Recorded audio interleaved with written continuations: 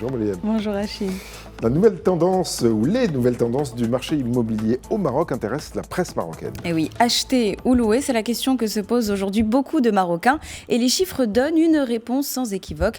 Selon tel quel, en 2025, la demande immobilière continue d'augmenter, mais surtout du côté de la location. Et oui, l'achat progresse de 5% et la location longue durée, elle, de 9%. Concrètement, ça veut dire que la location représente désormais 4 demandes sur 10. Et pourquoi ce basculement ?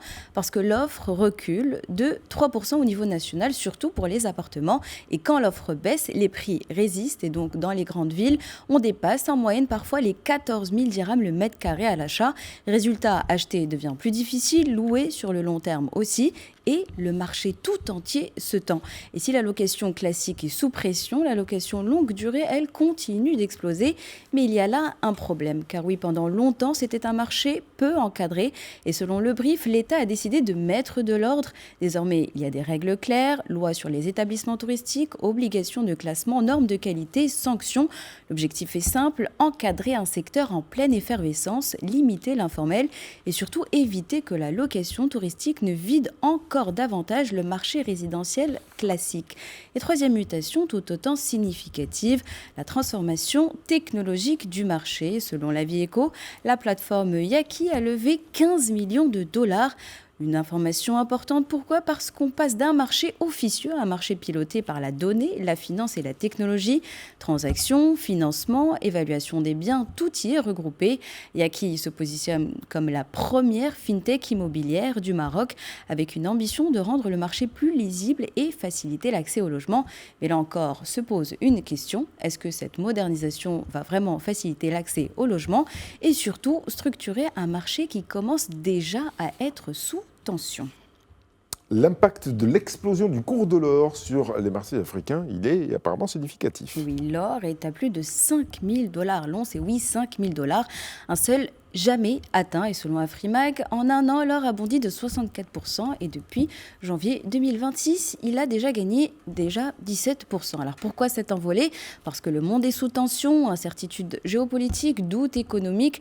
Et dans ces moments-là, l'or redevient une valeur refuge par excellence. Et pour l'Afrique, grande terre d'or, ce record n'est pas anodin. En effet, ce marché pèse plusieurs milliards. Et rien qu'au Mali, par exemple, la production a atteint 48 tonnes d'or en 2025. Des prix aussi élevés peuvent renforcer les réserves de change, améliorer les balances commerciales et soutenir les finances publiques. Mais attention, cette manne dépend de la capacité des États à encadrer le secteur et à capter une part réelle de la rente. Et cette flambée relance déjà la course aux projets miniers. Selon APA News, toujours au Mali, la société Compass Gold Corp, une société canadienne, attend un permis pour lancer un projet aurifère dans le sud du pays. La décision est attendue d'ici la fin du premier trimestre 2026. Ce projet est classé comme une exploitation de petite échelle, mais elle s'inscrit dans cette dynamique beaucoup plus large, celle d'un regain d'intérêt évident pour l'or africain, porté justement par ses prix historiquement élevés. Et en Afrique du Sud, en périphérie de la ville de Johannesburg, la hausse des prix pousse cette fois-ci des mineurs illégaux surnommés Zamzam à prendre des risques toujours plus élevés pour profiter de l'explosion des cours, comme le souligne l'opinion. Mais cette ruée vers l'or s'accompagne aussi d'un retour massif de l'orpaillage illégal, de risques environnementaux et de tensions sociales autour du partage des richesses. Et cette hausse mondiale se ressent jusque dans la vie quotidienne. Au Maroc, par exemple, le prix de l'or atteint désormais 1250 dirhams le gramme. C'est énorme, une information relayée par Maroc Hebdo. Mais le problème, c'est que ça fait moins de clients dans les bijouteries, des achats plus modestes et des professionnels très inquiets. Car quand les cours mondiaux flambent, instantanément, les prix locaux suivent, pesant sur le pouvoir d'achat. Preuve que cette envolée de l'or n'est pas juste un sujet des marchés financiers, elle a des effets très concrets sur les économies et les ménages. 5 259 $ l'once ce matin. J'ai vérifié. Ça ne fait qu'augmenter. Le temps est-il venu de changer de regard sur l'immigration, se demande aussi la presse. Oui, car l'immigration, ce n'est pas qu'une seule réalité. D'un côté, on a des politiques qui s'ouvrent, de l'autre, des politiques qui se ferment. Et en Espagne, par exemple, le gouvernement vient de franchir un pas majeur. Selon El País, Madrid va lancer une régularisation exceptionnelle qui concerne plus de 500 000 migrants, des personnes déjà présentes sur le territoire, parfois depuis des années, qui travaillent, qui vivent là, mais sans papier. papier.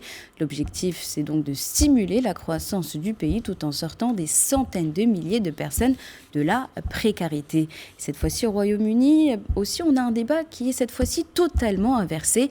Selon les Échos, le pays pourrait connaître pour la première fois depuis des décennies un solde migratoire négatif. Pourquoi ? Principalement à cause de la fin de la Boris Wave, c'est-à-dire la vague de visas post-Brexit qui arrive à échéance. Résultat, les départs se multiplient. Entre 2021 et 2025, 162 000 ressortissants européens ont quitté le Royaume-Uni. Conséquence directe, 0,5 point de croissance du PIB en jeu, car il y a un manque de main-d'œuvre dans la santé, la construction, les universités. Moins d'immigration, oui, mais au prix d'un ralentissement économique inévitable. Et là, on va aux États-Unis, où l'immigration est devenue un enjeu financier majeur.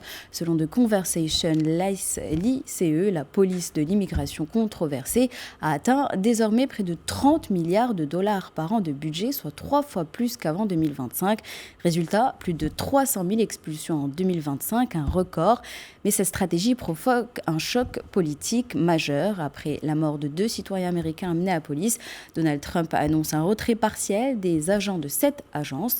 La contestation gagne même le camp républicain. L'enjeu devient désormais budgétaire. Les démocrates conditionnent leur vote sur les lois de finances à une révision du financement de l'ICE, faisant planer un risque de shutdown partiel.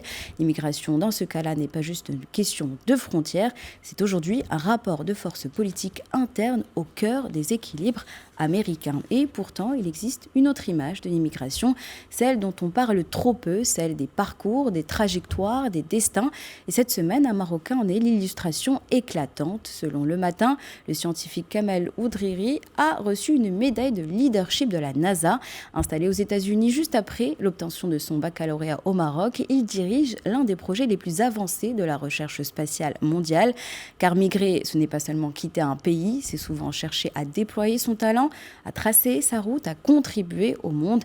L'immigration a toujours fait partie de l'histoire humaine. Elle dit une chose simple, le désir de marcher vers sa destinée.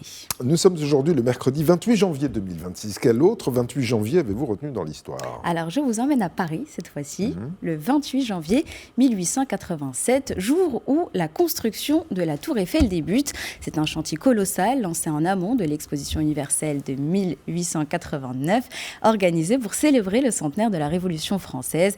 Haute de 324 mètres avec ses antennes, la tour est achevée en 2 ans, 2 mois et 5 jours seulement.